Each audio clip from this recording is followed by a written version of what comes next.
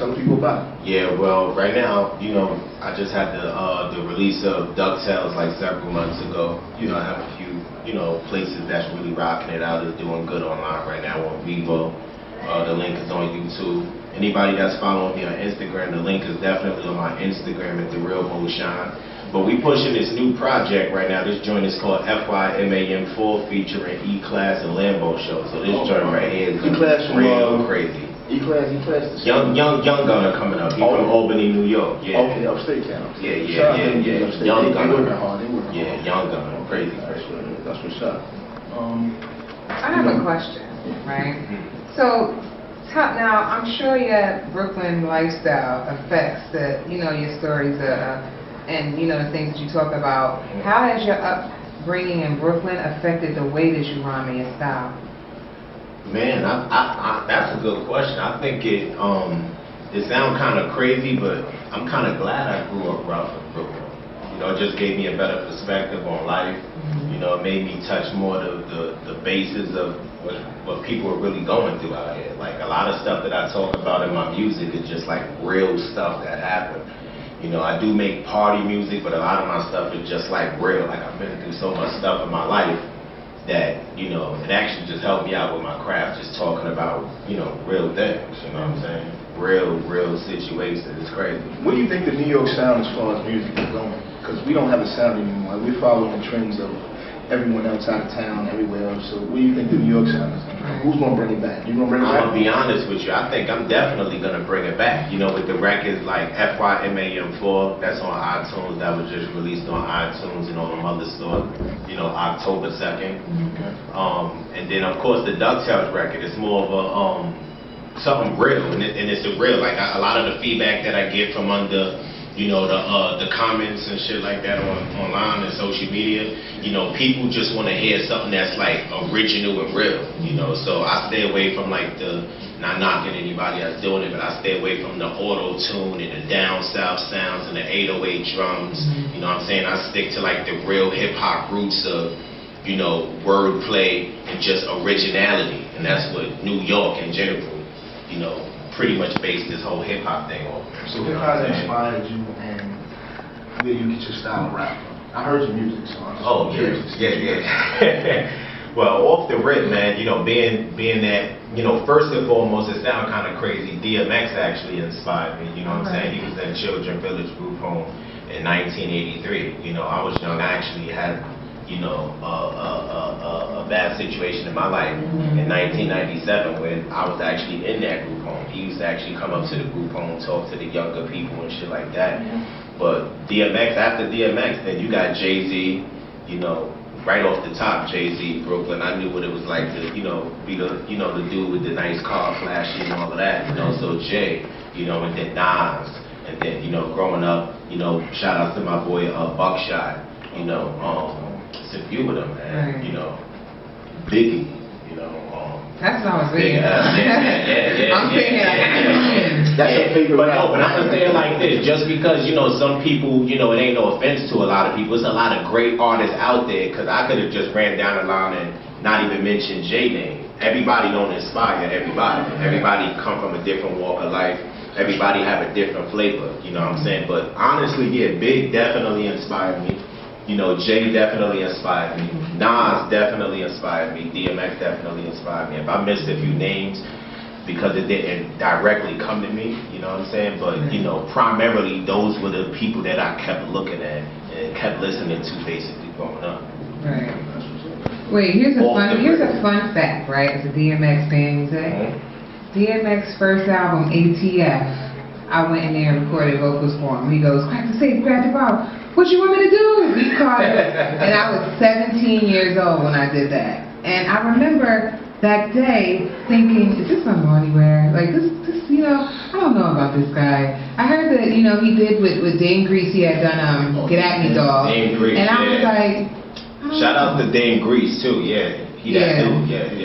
And then needless to say, 3 weeks later the album came out and, you know, I think it sold 3 million records. He had 3 records in 1 year that hit #1. He put all 3 records out, and as far as what you were saying about how cool and thoughtful he is, it was the same thing. I met him not in the music industry, on some real regular shit, real inspiring and thoughtful. So I like to see his name up there, because not a lot of people give him props like that. Yeah, I'm definitely gonna give him props. You know, a lot of people don't know DMX is actually the person that actually, you know, gave me my name. Him and Baloo. You know, one of the brothers used to like kind of like bring X around one of I don't know if they still talking with it, you know, but one of X friends. Her name is Baloo. Oh, okay. You know, he was one of the cottage members and stuff like that, the staff members at the cottage. Right. I was actually, if anybody know about Children Village, I was actually a Stewart Cottage and Burke Cottage. It's 21 cottages on the campus. You know, so yeah, it's actually, if I'm not mistaken, one of the biggest group homes in New York City. You know what I'm saying? Yeah, definitely. Now that's actually an interesting story, because I heard about the group homes in New York. Yeah, they're kind of dangerous, listen, right? You gotta know how to hold your own, man. If you ain't tough, you gonna have to learn how to fight from someone. I mean, yeah, well, you gotta understand, you got kids from all walks over. Yeah, Yonkers, Bronx, Brooklyn, what is it called? Rochester, something like that. Rochester, yeah, they coming from everywhere. Albany, New York. Yeah. Can you? I want to hear a story. Can you tell us the craziest thing you ever seen over there? In the group home? Yo, you want to hear the craziest thing? I think the craziest thing I've ever seen, you know, around that age, it had to have been a kid there. It was this one kid where even the staff members was scared of him. This dude was extremely, I wish I could remember this dude's name. This dude is a huge dude. Shaquille O'Neal. I think that was like the craziest thing. And he ran everything. You know what I'm saying? Ain't nothing soft about me, man, but I stayed out that dude way, man. You know, a lot of people stayed out that dude way. He go out on home visits, he taking people clothes to wear. I want shoes, I want that jacket, I want that shirt right there. Wow. Word. Yeah. Okay. Group homes, kids are doing a bid. That's just like being in Sparkington. That's like being in jail. Yeah. You know, bids on a lot of levels. You could do a bid. You know, foster kid, group homes. Yeah, man. But the girls was just as bad, because I lived on a block that had a group home that had a bunch of girls in it. Those girls was just as bad. Those girls was cutting each other. I'm like, come on, you know what's going down. You know what I'm saying? You see what's going on TV, reality shows. So you know, when females get in a room, it's going down. Right. Yeah, they always say the man testosterone. I don't know what it is. Every time it's around that month, them women they go crazy. Oh, no, only women though, right? Yeah, I mean, we're more cool, you know, southern men. But I want to ask Mo another question. So now, after learning this about you, which, you know, sometimes we don't really get to know a little bit of the backstory of the rappers that and a lot of them may not have that background. They may come from good places, but rap about a different situation.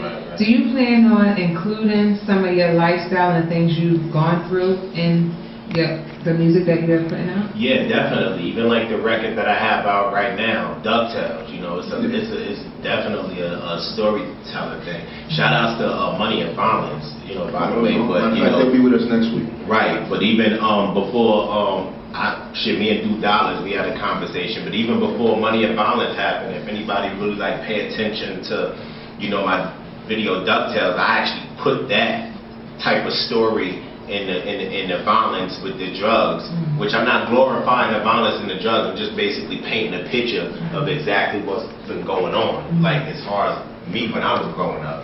So I think I was personally the first artist to like comment the way I put the twist in there before Money and Violence. You know what I'm saying? I basically just wanted to paint that picture for real. You know, when I was growing up, I grew up in Crown Heights, Brooklyn. You know, nothing was good about Franklin Avenue, Bedford Avenue, Nostrand Avenue. It was nothing good about those. You know what I'm saying? Empire Road. Come on, man.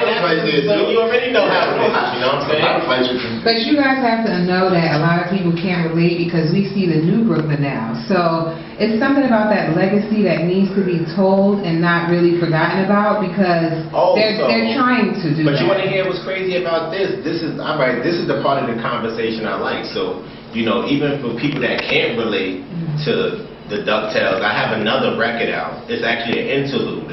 You know, the interlude is available on iTunes, but it's called Success. You know, and it actually shows the good parts of New York, and it gives it like an abstract of something really poetic. And the whole video was shot in Dumbo, Brooklyn. Wow. And I would like to even say this on the radio, and I'm not even gonna beg to differ. I also think that I'm the first recording artist to shoot a whole entire music video with a Phantom drone, the flying camera. So if you ever see the video, I brought that. The aerial shot completely. I brought that to the next level. You know what I'm saying? So when that came out, you know, I immediately, you know, did that real quick. Trying to change the game with your videos. That's a good look, man. Who directs and shoot your videos for you? Yeah, you want to hear straight up? I actually directed a lot of videos. I actually just recently retired. I've actually recently retired from shooting videos. I shot videos for GS9, Rowdy Rebel, Ralph McDaniel, Relly Ralph from 106 and Army Smalls from VH1. You know, so I was actually film directing for a while, and it wasn't until 2015 this year I actually wanted to basically put the rap aside, you know, put the brand aside so I could get back into my rap music. But that's what everybody been doing. Well, let me ask you something. How is it hard?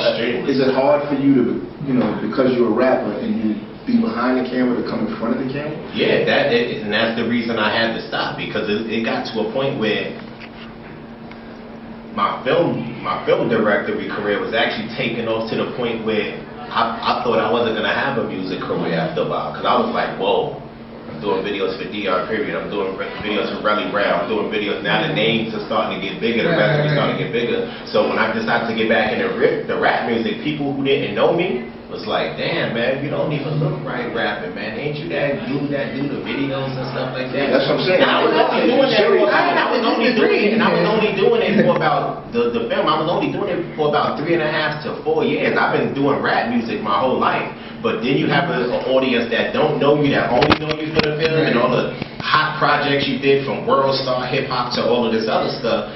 They're gonna look at me and say, well, we don't know you for doing that. They don't take you serious. Exactly. That's why I asked that question. So yeah, but I'm killing it, man. I hope you like that video and everything you saw. We're gonna see something. We're about to play it in a minute. You know, so, you know, but it was definitely hard to balance. I'm talking about